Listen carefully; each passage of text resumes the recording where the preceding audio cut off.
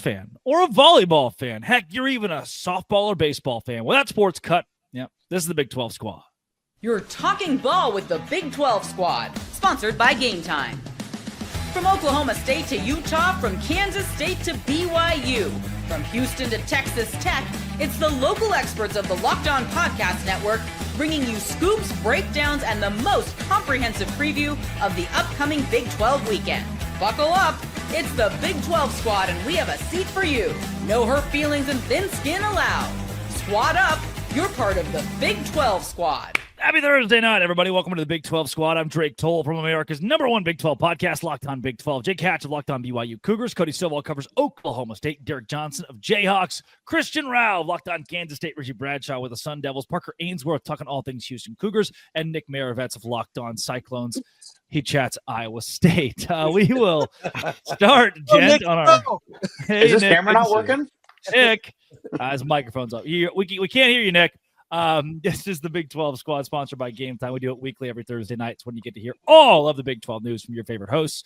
Gents, this week I want to talk a little bit more about this house settlement. It is a topic that I've covered for 10 episodes now, and I know a lot of you have as well. And I still have different aspects of it that I haven't covered. Still new things each day to bring up. The one that I want to get to, and I got to it on Monday, but opened up to the group. Why should your favorite university have swimming or men's golf or tennis or soccer or softball or baseball? Why should your favorite school have any sport not named football or basketball from a revenue standpoint in the modern era now that the house settlement has gone through? Cameron Stewart, welcome to the fold. Thank you. I think that's a great question. I appreciate it. I'll tell you that much.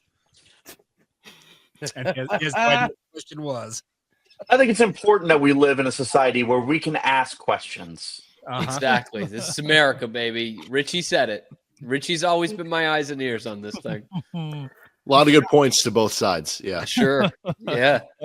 As it pertains to your particular question, Drake, I think the biggest answer is because a lot of these sports, these Olympic level sports, are growing from a popularity standpoint.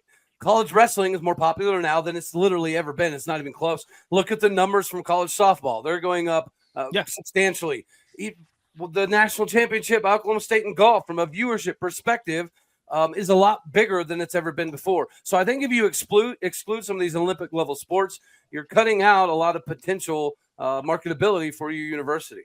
I'll do you one more, too. Whenever you have Ricky Fowler and Victor Hovland and Alex Noren out here killing it on the golf course, it's important to know that they're Cowboys. You can't get rid of that. True. I was going to say, I don't think it's just that either. I think the alumni experience would include going to things like softball and baseball games, and you want your alumni to enjoy the school so they donate money later. Whatever they donate it to, I think you're providing an experience for your non-athletic students as well to come watch all these things, cheer on their teams, and then when they make a bunch of money doing something that's not talking to cameras about sports, they can donate that money back, right? I think that's part of it. Well, yes, Hatch, hit me. I was just going to say, Chris Level's supposed to join us in a minute. They have made softball national level news with their investment into Texas Tech softball. Like, that doesn't happen on a normal basis. So, yeah, to what Parker's point, you want to have some of these sports around. If people want to invest in them, that makes them far more viable, and that is a positive. Cody talks about men's golf. I know that BYU is a very proud golf tradition, maybe not to the level of Oklahoma State, but I don't see them cutting that sport anytime soon because BYU wants it to be a factor, and they've got a number of high-level prospects in their backyard they brought into that program. So to the point of, yeah, you have to have some pride in more of what the jersey is, speaking of, for my case, BYU, versus maybe what the actual sport is, if that makes sense. Thank you guys for stepping up for me and answering that question. So thank you. I only show up for Cam. Here's the problem for me, and I mentioned it last week. My sister has a full scholarship to play softball at Baylor, so I like the Olympic sports. Some of the closest coaches I got to during my time in college were the smaller sports guys because they love journalists, they love coverage, they want to be your friend, they want to be very talkative and open with their programs. So I come to this as a guy who doesn't want any of it to die. But the roadblock for me with this question, we talk about Abby Wambach, who could be a massive pillar for a university once they graduate and give money back. And we could talk about a Jenny Finch. We could talk about, on the men's side, the Ben Shelton kid, whose dad was the head coach, men's coach at Florida. Now he's a multimillionaire tennis player at the pro level. And there are those guys, no doubt. But if that's 1 in a million, if that's 1 in 100 million, and I am losing, let's say, for example, on baseball, $4 million a year, Chris Level, you're exactly right. He's going to jump in the conference. If I'm losing $4 million a year by having a college baseball team between staff contracts, travel, the lights being on, and the baseballs themselves, like $4 a piece, what is the point of losing that $4 million and spending the $10 million when I can move that over to wide receiver 2 or 3 or 4 or 5 of the football program? What is the point in a sport costing you an arm and a leg? National and international exposure. Olympic level sports get more international exposure than college football. We love college football. It drives the bus. Do we need international exposure? Do I need to be big in Greece? I think you do. Again, we're in a profitability, marketability era. So the more you can put your logo internationally, the better it's going to be for your university when it comes to attendance and financial compensation. I think it's illogical to get rid of the sports that are the biggest. People in Europe don't give 13 craps about a college football game. Yeah, but they care about USA softball. They care about Olympic level baseball. They care about the PGA Tour. To me, it makes sense. Yeah, to me, it's a bit of a hedge. Like it's a hedge to the idea of what if your but what if your football team isn't very good? Correct. You know, because one of the biggest things with having your football team or your basketball team or whatever on TV is it's going to increase admissions. Admissions is where you also make money because there's the admission fee and then students enroll, they're paying money, right? Well, if you're not very good at football, then you have other ways to try to bring people in or maybe gather interest in some way. That would be one reason that I could think of in addition to, just trying to gain notoriety as a school. Well, and the other thing about it, if you don't want to cut sports, you can reallocate. I can speak on the BYU side of things. On the track and field side, we saw Washington State just whack their entire field portion of their track and field program. BYU has got traditionally strong middle and long distance runners. For more than half of their 45 allotted slots in terms of their roster will going forward be allotted to middle distance and distance running, whereas the other ones, sprints, fields, throws, that type of stuff, BYU will allocate those based on need, but they're going to kind of lean into what their strengths are. They're not just going to field an all-around team just to have it, if that makes sense. Y'all just won a national title in cross country. Yeah. If you're one of the top distance runners in America, you're looking at somewhere like a BYU. And again, that's an international level thing. Oklahoma State just had a dude win a national title in track. And we had another guy go win a title internationally. But we hear from those people once every 4 years. It's big. I think it's more eyeballs than college football. And you think about cross country wins a national championship. That's huge. But if a sport like, let's say, tennis is winning a national championship, it's not on ESPN.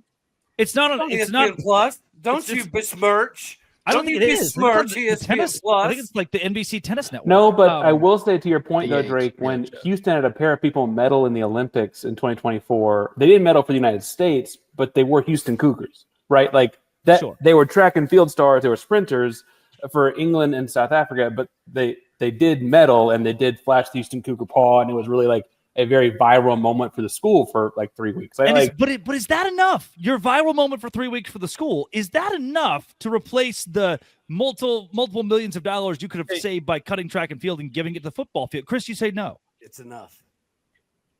Chris Level. It's you, yeah.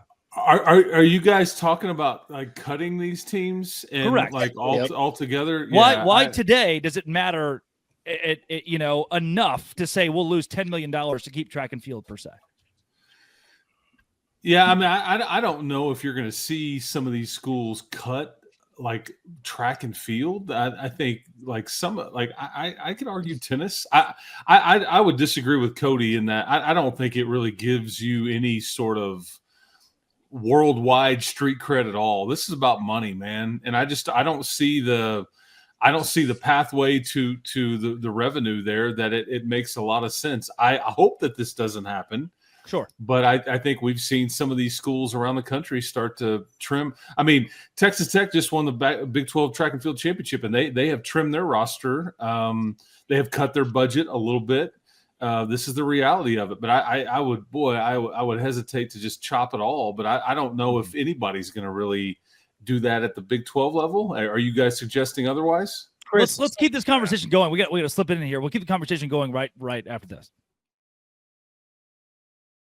Today's show is brought to you by Monarch Money. Why is it brought to you by Monarch Money? Because that's exactly where I go as the 24-year-old of this group to learn where my money went. Monarch Money is my personal CFO. It helps track everything and keep me up to date. A complete financial command center. You stop just managing your money. You start building your wealth. And when I started using Monarch Money, I realized how much I was spending on hats. I have a lot of different hats, and I wear them all the time, but I have too many of them, and I don't wear most of them. So I stopped spending money on hats, and it's all-in-one convenience to help me, instead of juggling multiple apps, have one app to tell me to stop spending so much on hats. Managing money with your partner is also smoother than ever. Take control of your finances with Monarch Money. Use code LOCKEDONCollege at monarchmoney.com for 50% off your first year. That's monarchmoney.com, code LOCKEDONCollege for half off your first year at Monarch Money. So leaving it off with whether or not you cut sports and level, you alluded to Texas Tech cutting roster spots, whether it's in track and field or different Big 12 schools and other sports. UTEP, I think UTEP. I mean, technically, yeah. Kind of got there. They're also cutting some sports, and I think it's trickling. It's going to trickle up eventually because Baylor fired 9 assistant coaches across different sports, and today it was firing coaches. In my brain, in 2 years, it's firing entire programs because with inflation, the number you give your student athletes is only going to go. Like the women's tennis coach that got fired from Baylor, her salary is now going to Michael Trigg, the wide receiver. You know, not one-to-one, but that's in essence what we're doing here. So, Chris, my question for you is, we just saw Texas Tech, I already mentioned it, made national news with the investment they've made in softball. I mean, obviously, well-deserved in terms of the news that they made. But for you, from your perspective, watching Tech invest those millions into that, is that a passion project, or is that going to eventually lead to it being a revenue sport? Not a revenue sport. It very much is you've got a donor that his wife played softball here. And they are like very interested. I don't know where this goes a couple of 3 years from now, but they are passionate about it now. They're trying to set things up for this program. But again, how much does it move the needle? And I think that one, surprisingly to me, it moved the needle quite a bit nationally. Does that increase enrollment? Does that generate revenue? I don't necessarily know if it does. I think that a lot of the marketing and PR for your school it did create by playing in the World Series and making it to the final game and all those things. But I don't know if this is in any way, if you could say, you know what, we're going to take our money away from football or men's basketball and try to go in on baseball or softball or whatever. And we're going to, like I've heard some people suggest nationally, hey man, don't even worry about football. Just try to pick a sport and be really good at it. You can do it. I don't buy it. Well, we're still in the very early days of women's basketball not being a passion project. Yeah. Like we're still pretty early on in that. It took a long time. I know that was always the thing when Kim Mulkey was the here. Argument like to that's me, not making revenue. That's the argument to me to invest in the things though, Cam. And I was waiting my turn a little bit, but like it just took Caitlin Clark. Like who's to say there's not enough? Who's to say Drake's sister's not that for Baylor softball? The second Caitlin Clark left, you plummeted in a viewership from a viewership. They're still 3 and 4 and 5 times what they were before she got there. Agreed. But when will we get our next Caitlin Clark? In 20 years? In 5 years. Also Kennedy, like the softball player is the face of the sport. And I don't know where it is once she graduates after next season. I don't know where this goes, but I mean, she's clearly one of the players of the year in the entire sport. And it's been fascinating for me to watch it up close because I was not expecting this, but I don't know where the longevity of it, I guess, is my point. Because women's basketball here doesn't have the same investment anywhere close. They're not going to be very good at all. And I don't know how you weigh it out. And the cost of a national championship women's basketball team is way up here as compared to softball. It's down here. And so it depends on they have spent millions. Yes. Yeah. Well, okay. So Drake, when we were coming out of the pandemic, this predates all of this, but Tom Homo, the former BYU athletic director, was asked when they were coming out of the pandemic if BYU gave any consideration to potentially cutting sports at that point. Because remember, when they met almost that entire year of 2020 revenue wise, there were a lot of questions across the nation of what non-revenue sports meant in the college atmosphere. And I vividly remember asking Tom Homo, did you ever consider that? He said, we never really considered cutting sports, but if we were to go back in time, we would have a completely different looking athletic department. Speaking of the actual sports BYU would have on the field, I feel like BYU, from their perspective, they've kind of made their bed with who they have, the sports that they are sponsoring. Yeah, Jake, how many do you have? How many varsity sports technically are on campus at BYU? Because I'd be willing to bet you guys have more than most of the other Big 12 schools. I want to say 21, which is higher than most. And yes, but Homo's point was, if they were to go back, I can think of 3 or 4 that wouldn't exist, and they probably would invest maybe in 1 or 2 others. Speaking of maybe like men's soccer, they'd probably have that versus maybe having like their tennis teams. Okay, so if we know that during COVID that BYU was in a spot where they were thinking like, oh man, maybe looking back, it would have behooved us. This is 10 times worse than COVID from a revenue standpoint, right? Yes. So now your athletic directors are all looking around going, okay, today we don't have to do this. In 3 years, they're looking the men's tennis coach in the eyes, looking the men's golf coach in the eyes and saying, why do we have you here? Because genuinely, the juice is not worth the squeeze. Again, I don't want to be the asshole, but I didn't do the settlement. I'm not. I wasn't the guy that put the house settlement through. It's by virtue of that where we sit. So the one thing I know about. Go ahead, Christian. I'll let you go. Now that we finally brought up like actual revenue sports like basketball, bringing in that international conversation again, is it important to have marketability year round for international? Because if you look at basketball, my school included, I know Derek's school included, they go after international players. Is that's something that you have to focus on, right? So no. I would disagree. Okay. And here's why I would disagree, because internationally, no one's looking at Kansas State and going, man, can't wait to play basketball there. Dinkachov Molotov is not saying, wow, how fun would it be to go to Manhattan? And it's going 5-star Dinkachov Molotov. It's going to take the equivalent of a Bill Self to drag, or dollar signs. The reason they're coming to America is because we have a much more established college sports scene, and they could likely make more money through NIL here than they could in their early contracts overseas. So it's all money. Some of the kids don't even visit. They don't even know where they're going. Not marketability. They're not like, but that's also a cultural Lawrence, thing, Kansas reminds me of Venice. But in Europe, they're getting paid sight unseen with an agent and picked up anyway too, because there's pro basketball guys as young as 15, right? So part of that's just a cultural like jump in sports, which is very different to us. A 15-year-old getting paid to play sports is not crazy in Spain or France or whatever, right? That's just is what they're doing. It's just they could possibly make more here and not have to be as good.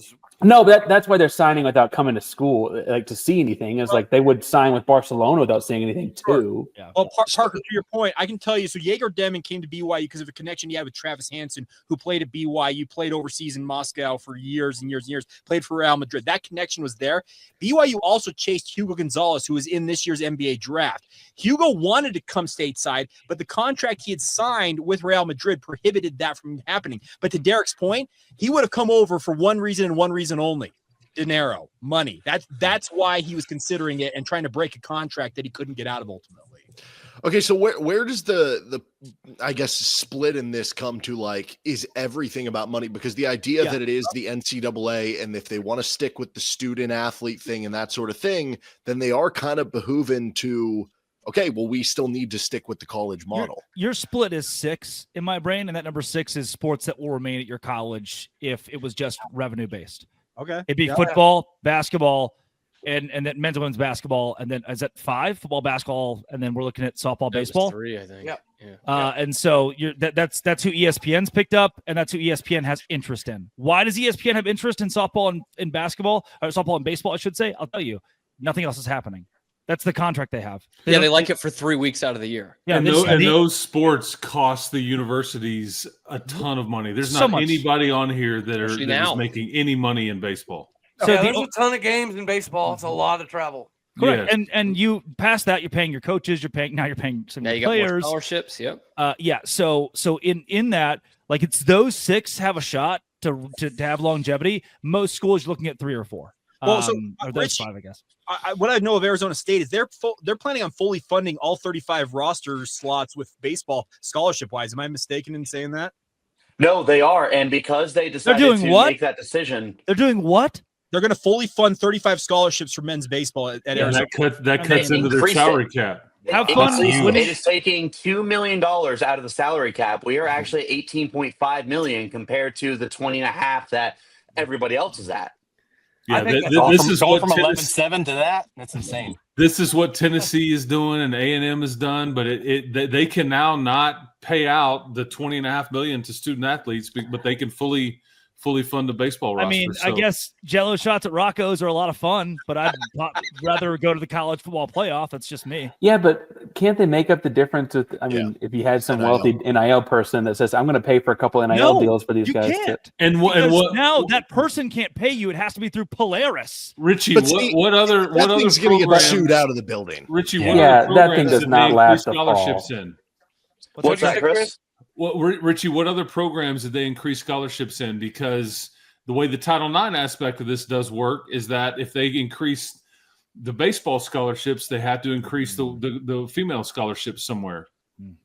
I honestly could not tell you. Okay. I do know that another thing with the football program is they're up to 105. So essentially, we don't have any more slots for walk-on kids. Well, and that's it's all scholarship now. Yeah, so so they're going to go 105 scholarships. I'm expecting BYU at some point to go to that number. They're probably going to stick at 85 for the time being, but I think over the next 3 or 4 years, you'll see BYU increase. But the one thing I can speak from the BYU side of it is that they've gotten a half share in terms of their overall revenue share of speaking from the Big 12 media rights still the last 2 years. That's more money than BYU's ever seen as an athletic department. It's going to be more than a $12 million increase next year to their budget, and BYU already operates in the black. I'm telling you, if there's one school that I don't think is going to cut sports in the interim, it's going to be BYU, because they already are running it a pretty tight ship, and they're going to have even more money to throw at whatever they need to throw it at. All right, What's Jake, Nick you're think right. about Iowa State? Who else here? Coming up, let's hit Iowa State here in a second. This is the Big 12 squad. All right, what was that?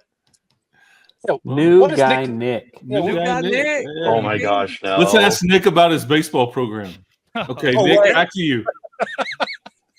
But to be fair, that was before any of this happened, right? Yeah, back in like the 2000s. Yeah, no doubt. And when They were ahead of the forgot who curve. brought up soccer. If you look at like just high school sports participation in the state of Texas, it is kind of criminal. There's only one Division I men's soccer program in the state of Texas too. What is It's it? SMU? Yeah, and it's crazy how many other schools come poach kids because there's just SMU in the state of Texas. Huh. That's a Title IX issue. Is the reason that is the case. BYU's got a club champion. They've won multiple national championships in men's soccer at the club level.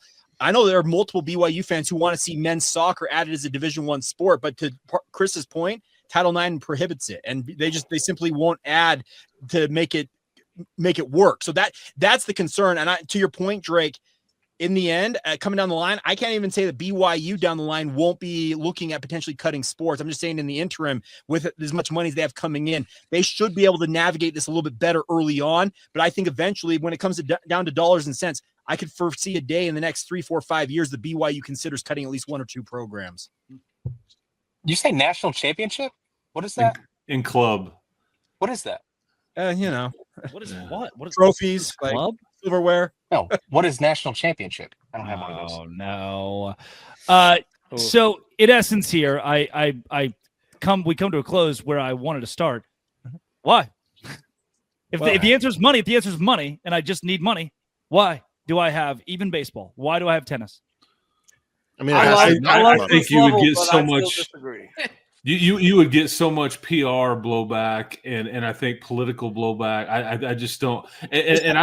You all can ask your leadership on your campuses. I'll write my congressman. I believe that there may have been like a kind of a conference-wide effort and conversations here to not cut sports in the Big 12 conference. Mm-hmm. I'm not saying that that's what's happened, but I have some belief that there has been some sort of conversation agreement, like let's not go this route. So I'm not saying that everybody will operate that way, but I think everybody is trying not to have to go that route at this level. Chris, remember tried to cut like 6 or 7 sports. This goes back 3 or 4 years ago, and they wanted to cut squash. Who participates in squash at the Division I level? Stanford, maybe some Ivy Leagues. I don't know. They tried to cut sports like that, and the blowback literally forced Stanford to go back and continue to sponsor. They have like 34 different sports. They win the Sears Cup every year. They've got more sports than anybody in the country. I understand that this stuff is like supposed to be business and money and stuff like that, but at the end of the day, it's just the short answer to your question, Drake, is it's the right thing to do. And we come on here and we blast when like the SEC or the Big Ten is trying to mess up the sport of college football, all for the bottom line, all for the dollar, because we're like, that's not the spirit of the game. That's what this comes down to. It's like, financially you're right, but the right thing to do is to not blow it. And to Derek's point there too, like if you did that with every aspect of the university, don't you just start cutting majors in parts of the school that don't have donors in their alumni base? I mean, like how far do you carry that thought process in how you run your school? On the sidewalk and meal plans are Uncrustables every day. You know what I mean? Like how far do you go? Where's the line? Where's the line? And that's what I was going to add on with Parker too, is you're going to start to get to a point where you're going to be affecting your admissions rate, not just for sports, but like, you're just going to start alienating people that are interested in different opportunities at different universities. And Arizona State doesn't have this program anymore, but U of A does have this program. So now I may be more inclined to go to U of A because not only do they offer this, but there's a school for this. And there's all sorts of different stuff that really starts to affect a lot more outside of football and basketball and women's basketball. Richie, I can tell you the Utah State legislature cut more than $10 million out of the public school, speaking of public university funds this year. And each public university, BYU's private, obviously, but every other public university in the state of Utah had to cut at least, I believe, $1.5 million on the low end. And the University of Utah, for example, was in the tens of millions in terms of having to cut back their budgets. Majors are gone. Jobs are gone. Entire departments at Utah State, if I'm not mistaken, are gone at this point. To your point, eventually it's going to come to a point where it starts affecting admissions rates. And yes, somebody may look at it. I want to go to Utah State, but Utah offers this program, or Utah Tech offers that program, and they'll go there because of that program. That's the concern you're going to have down the line. But to that point, we also have the state of I mentioned SMU and soccer earlier. There's only one veterinary school in the state of Texas, and it's like got the most horses and cattle per capita of any state in the country, right? And it's the same kind of thing where it's like, okay, there's also just one veterinary school because people said it wasn't worth their money, and now we have one option in the state of Texas. And you know what? Guess when I learned that fact. This very moment, no one cares. Like again, I don't want to be the asshole of the group, but if we're talking about like, but you wanted to grow up to wear your vest and go talk about baseball. Some people want to grow up and be a vet, right? That's the difference. And I'm to that 1,000 Americans. Yes, I'm sure that they want to be less than that because it's 100 kids in Texas or whatever it may be. I don't know, but again, colleges are already cutting majors and also like the money, they just want it to make they want to make financial sense here. And I don't know, as much as I want to be happy-go-lucky, I know the second we just said, the SEC, they're always like money, and that we want to be the upstanding citizens. The day that Greg Sankey says we as a conference have agreed unequivocally we will all cut men's, women's, golf, and tennis, the Big 12 will be a year behind them. This isn't a moral game. This is a game of the second that their football program gets an extra $5 million boost because they cut a couple things, the Big 12 will go, oh, shoot, and we can rent out our tennis facility for national tournaments? Let's We're not spending $5 million on those two things. Like, that's not $5 million to stop. Oh, dog. Coaches' contracts. Player scholarships. Baylor alone is $50,000 per kid. I mean, what? Is that cheap now? Yeah, I mean, $70,000 after fees, and that's 30 kids. Let's just do some math. You guys pay tens of thousands of dollars to go to Baylor. BYU, it's like $6,000 a semester right now. Okay, private school guy over here with his Baylor. Like, okay, I feel like you have to have something going for you. That must to get have been what got BYU, Rob though. right. Yeah. Hey, I think there's a prerequisite. And post-requisites as well. You don't have to be during requisites. There we go. Yes. You don't have to be a member to come to BYU, Richie. I'm just saying.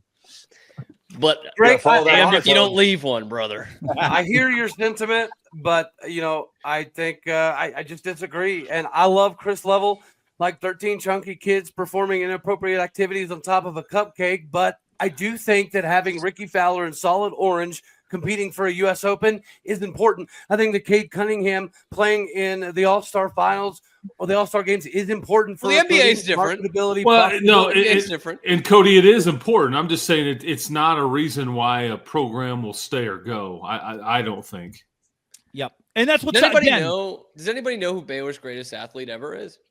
Michael Johnson? It's Michael Johnson. No one else was going to say that. That's true. Michael Johnson is the guy. He's maybe the greatest American sprinter of all time. No one knows he went to Baylor. I was going to say RG3, but that's another. Yeah, Parker, you need to speak up for Carl Lewis, man. Come on. Well, Carl Lewis is also our current track coach. He does it kind of for the love of the game, but Hakeem has an argument, I think, too. Vinny Johnson, the microwave. Anyone? Hey. Danny Ainge wants a word, everybody. Ted Lyons, statistically probably the worst guy in the Baseball Hall of Fame, or the worst player. There are some pretty bad guys. The worst player in the Baseball Hall of Fame, Baylor Good Bear. switch. C-Jock Khrushchev. Good correction. C-Jock Khrushchev. No one look up Bill Conlon. But to me, that's more on the school for not selling it, though. Anyway, that's a separate show. Sure, but yeah, it's not.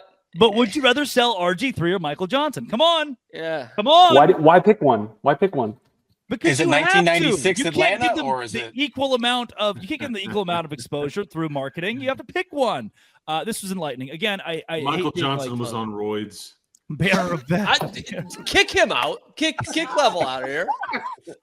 Patrick Mahomes should have been on some roids. PED'd up, man. Yeah. Like, come on. This is Ben Johnson should have won. I don't want to hear this. Always will be. Locked on. Dose. Thanks for making your first listen every single day. Dose Grande Squad.